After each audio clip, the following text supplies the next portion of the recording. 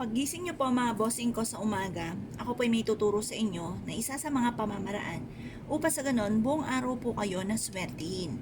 Kung napapasin po ninyo na parang napakailap ng swerte na kahit anong gawin po ninyong kayod ay sa wala't wala, mainam na subukan niyo po ito. Ito po mga bossing ko, kahit mga sunod-sunod na ilang araw ninyo siyang gawin, mapapasin niyo po kaagad kung ano man yung wini-wish po ninyo ay kaagad niyo itong natutupad. Ngayon po mga bossing, masasabi ko lamang, kailangan focus ka lamang kapag ikaw ay nagwi-wish para kaagad nyong ma-achieve kung ano man yung ninanais ninyo. Kagaya po nito mga bossing, kumuha lang po kayo mga bossing ko ng isang dahon ng laurel. Kagaya nito, may sulat na po siya, nakalagay dito long life. Ngayon pa mga bossing, mag-wish na po tayo na sa pamamagitan nito, bukod sa inyo pong pag-iingat, kayo po ay magkakaroon ng mahabang buhay, iaadya kayo kung saan lagi kayo ay suswertihin. Pero pwede rin naman na isulat po natin dito, halimbawa 5 million or 5 billion, depende sa matagal nyo ng pinapangarap. Pero syempre, pag terrific yung inyo pong wishes, terrific din ang pagkayod. Syempre mga bossing, huwag nyo kakalimutan po yan. Ito ay sangkap lamang para po tayo ay maging matagumpay sa buhay. Ang numero 1 po niyan, sipag at tiyaga talaga. Pero kailangan po natin ng mga pang-attract ng swerte, mga bossing kagaya po nitong aking pinapakitang ito, upang sa ganon, kasi ito po, marami ng patotoo to sa akin. Marami na rin nagpatotoo na sila po yung sinuwerte po dito. Nadata natin, napakailap ng swerte, bagamat sila ay masipag, ito naman, iniaadya sila kung saan lagi sila ay suswertihin. Kayo po ba'y nakagawa na ng ganito mga bossing ko sa pamamagitan ng dahon ng laurel? At ganon din po mga bossing ko itong ating kandila, na tayo po ay nag-wish na po dito. Ang aking isa sa mga ginawa, mga bossing ko, yung binulong ko lamang sa dahon ng laurel. Yung iba sinulat. Kaya lang po, ang ating dahon ng laurel, kailangan hindi siya mabubutas. Kaya kapag nagsulat ka dito, malaki ang tsansa, lalo na, at tuyong-tuyo na ang dahon ng laurel, ito ay madudurog. Kaya kumbaga, i-wish nyo na lang mula sa inyo pong puso ang lahat ng nais ninyo na i-wish po mga bossing.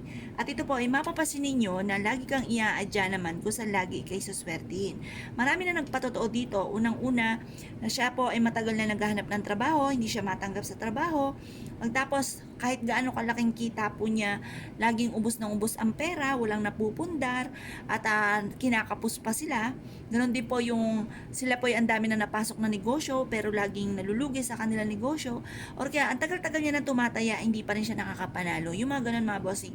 Marami na nagpatotoo na sila po ay malaki daw po yung diferensya ng nangyari po sa kanilang buhay.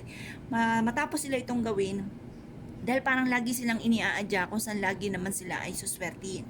At nire-recommend ako mga bossing ko na mainam na subukan nyo po itong gawin. Upang sa ganun, iadya ka naman kung saan lagi kayo ay suswertihin. Ito po inyo pong gagawin. Umarap ka sa may silangan, magbukas ka na ng kandila. Kasi ito pong kandilang ito ay bukas na siya. Kumbaga, may sindi na po siya. Kaya ang ginawa ko, sinindihan ko na lang.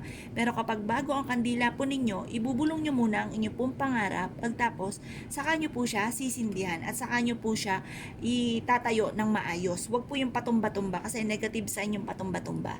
Ngayon pa mga bossing, mag-wish ka po dito na magkaroon ako ng maraming pera. Siksik-liglig at umaapot, maraming blessing ang darating sa akin.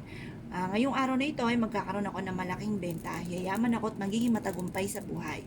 Siksik-liglig at umaapaw at maraming blessing ang darating sa akin.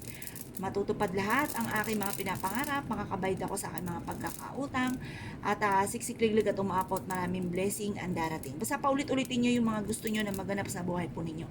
Pagkatapos mga bossing, mas mainam na gumamit po kayo ng tweezer or kaya ay tiyan para hindi kayo mapaso. Kailangan maubos nyo po ang dahon ng laurel ng papausok or pagsusunog mga bossing.